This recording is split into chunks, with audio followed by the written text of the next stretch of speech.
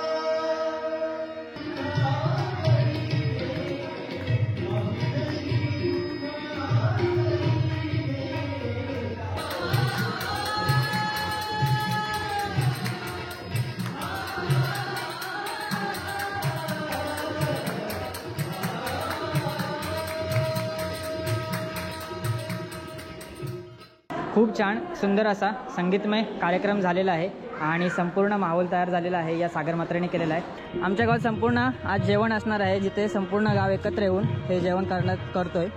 तर संपूर्ण गावाच्या महिलासुद्धा आपल्या या कामासाठी हातभार लावताना आणि इकडे आमचे स्मारक आहे, तिकडे काम चालू आहे, ते बघायला भेटतंय। आता माझ्यासोबत इकडे रुपेशदा आहे आणि गावातली वरिष्ठ मंडळी आहेत। दोन शब्द रुपेशदा, काय सांगशील आजच्या या कार्यक्रमाबद्दल आणि हा संपूर्ण कोपरळी गावाचा जो आता हा सोहळा चालू आहे त्याच्याबद्दल? कोटी कोटी हिंदूवासियांचं स्वप्न होतं की जिथं श्री रामाचा जन्म झाला, प्रभू रामाचा जन्म झाला, त्या ठिकाणी त्या अयोध्येत मंदिर झालं पाहिजे। त्या मंदिरामध्ये आता आजच प्रभू रामचंद्राची प्राण प्रतिष्ठान होते आणि हा सोहळा देशभर जगभर पाहायला जातोय। कोपरली गावातील देखील आम्ही जे ग्रामस्थ सर्व एकत्र, तरुण सगळे एकत्र आले आणि तो सोनेरीक्षण अयोध्येत जरी संपन्न होत असला तरी आपल्या गावाचं या इथं आपण जे श्रद्धास्थान आपलं प्रभू रामचंद्र, तर त्यांच्याप्रती आपली श्रद्धा जी आहे ती कशा प्रकारे अर्पण करावी, मग ग्रामस्थ एकत्र आले। या ठिकाणी सकाळपासून विधिवत पूजनाचे कार्यक्रम झाले। इथली जी जनता आहे त्यांनी ठरवलं की इथं एक सामूहिक भोजन किंवा आपण महाप्रसादाचा कार्यक्रम करूया। ही एक देवाप्रती आपली सर्वांची भावना आहे आणि चांगल्या भावनेनं आपण या ठिकाणी एकत्र आलो आहोत। म्हणजे राजकीय आपला पक्षभेद विसरून या ठिकाणी सगळे एकत्र हा आनंदाचा क्षण या ठिकाणी हा साजरा होतोय। खूप बरं वाटतंय। जय श्रीराम। जय श्रीराम।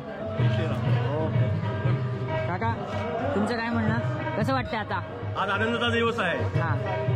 हर्ष उल्हास प्रेमभावाने सगळे आमचे ग्रामस्थ मंडळ आज एकत्र जमा झालेले आहेत आणि 500 वर्षाचा प्रतीक्षानंतर श्रीरामाचं मंदिर अयोध्येमध्ये आज होणार आहे, स्थापन होणार, लोकार्पण होते। त्याची एक आनंदाचा क्षण आम्हाला आज तिथं जाता येत नाही, म्हणून आम्ही आमच्या गावामध्ये हा सोहळा आनंदाने पाडत आहोत। विनोदा भेटलेला आहे. विनोदा सुद्धा त्याचे मनोगत व्यक्त करणार आहे. जय श्रीराम.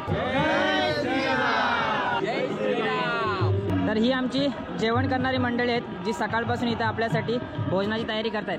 जय श्रीराम. जय श्री. रायडर्स ग्रुप आलाय, पुण्याला आहे.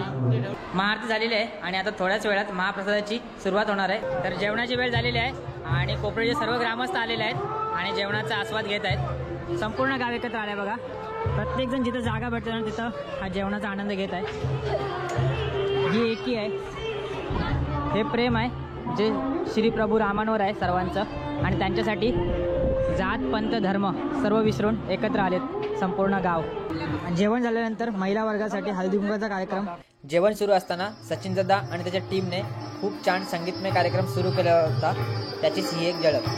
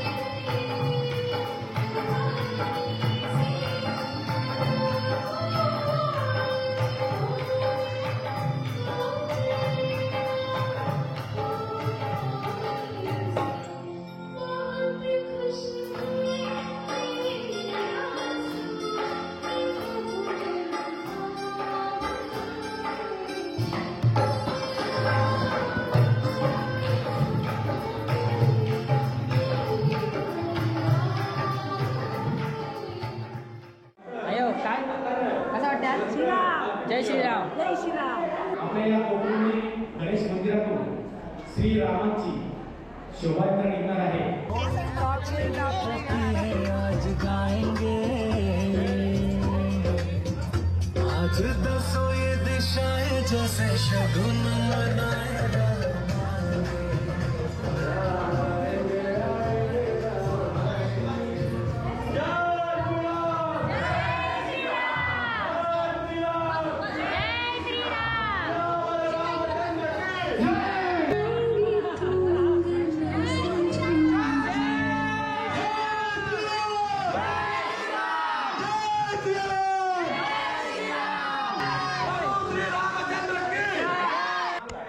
थोड्याच टायमात हे संपूर्ण शोभायात्रा आमची निघणार आहे. त्यांच्यासोबत चला.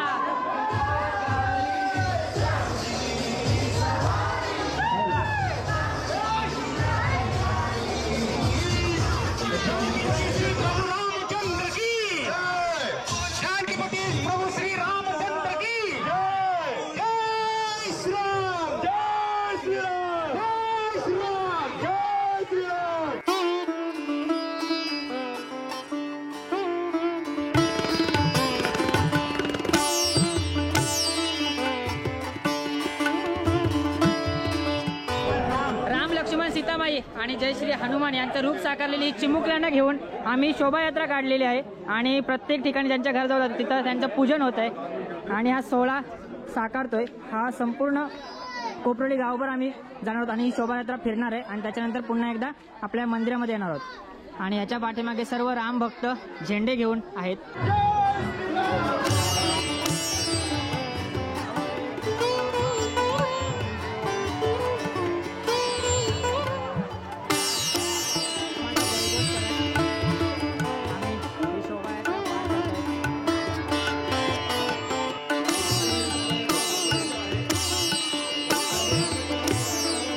फक्त अयोध्येतच नव्हे तर कोपरीच्या गल्ली गल्लीत पोहोचलेले आहेत. श्रीरामांच्या आगमनासाठी सर्वकडे रांगोळी काढलेली आहे आणि आमची सर्व वरिष्ठ मंडळी सुद्धा या यात्रेत सहभागी झालीत. कसं वाटतंय?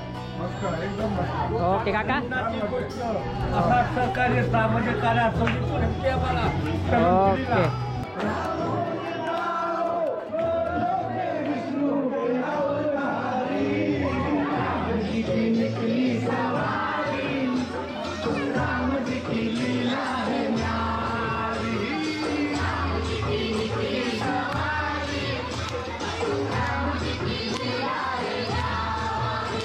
शोभायात्रा जशी जशी पुढे चालली ना तशी तशी लोकांची गर्दी सुद्धा वाढत चालली आहे. प्रत्येकजण आपल्या आपल्या घरातून बाहेर निघून या शोभायात्रेत आता उत्साहीपणे सहभागी झाला आहे आणि या शोभायात्रेला आणखी पूर्ण प्रतिसाद भेटायला सुरुवात झालेली आहे आणि प्रत्येकाच्या तोंडावर श्रीरामांचं नावच आहे.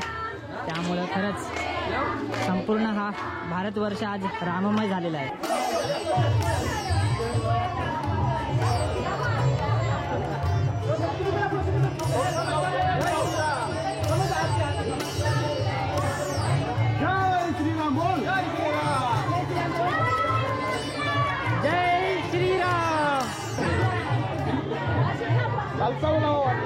ही श्रद्धा आहे आणि हे आहे खरं भारतवर्ष. हा दिवस बघायला या भारतवर्षाला 500 वर्ष थांबावं लागले. आमचा हिरो पण आलेला आहे या शोभायात्रेला. जय श्रीराम, जय श्रीराम. कोपऱ्याच्या गल्ली गल्लीतून जय श्रीरामाचं नाव घेत आम्ही चाललेलो आहोत.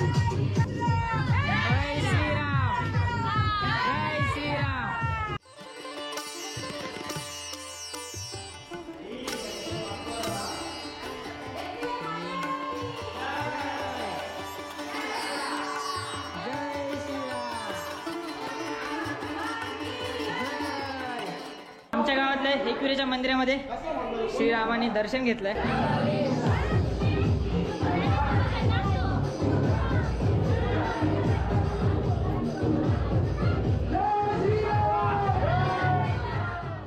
प्रभू श्रीरामांची शोभायात्रा आमच्या घराजवळ आलेली आहे. जसं जसं पुढे जातो ना तसे तशी अजून गर्दी वाढलेली आहे. आता बघा किती लोक झालेले आहेत.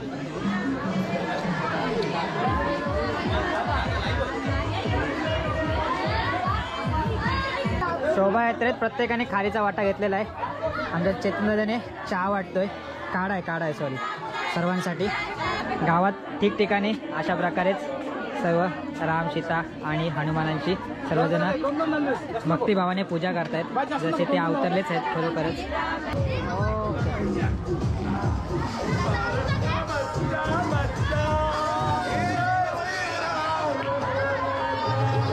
की आम्ही फक्त दगडामध्येच नैवेद्य प्रत्येक माणसामध्ये देव बघतो आणि त्याचं हे उत्कृष्ट उदाहरण आपल्या इथं बघायला भेटतंय. जय श्रीराम, जय श्रीराम. तर अशा प्रकारे आपली शोभायात्रा पुन्हा एकदा गणेश मंदिरामध्ये पोहोचलेली आहे. हा कार्यक्रमाचा सांगता सोला होईल, परंतु त्या आरतीसाठी येताना प्रत्येक महिलेला एक विनंती आहे की आपण येताना कमीत कमी एक पंथी या मंदिरामध्ये घेऊन यायचा आहे.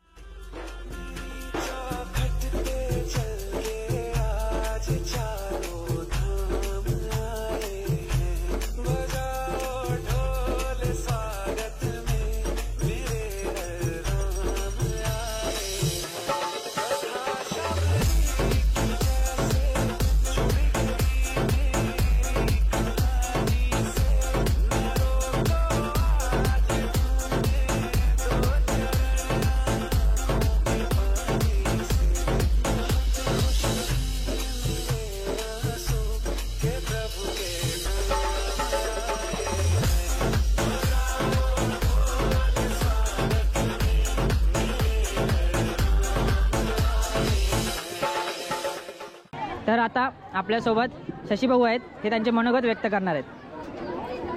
अखंड भारत ज्यांच्या पदस्पर्शाने असे आदिपुरुष श्री रामचंद्र प्रभू रामचंद्र यांचा जो 500 वर्षानंतरचा आपल्या झोपडीतून भव्य अशा मंदिरात पदार्पण झालं.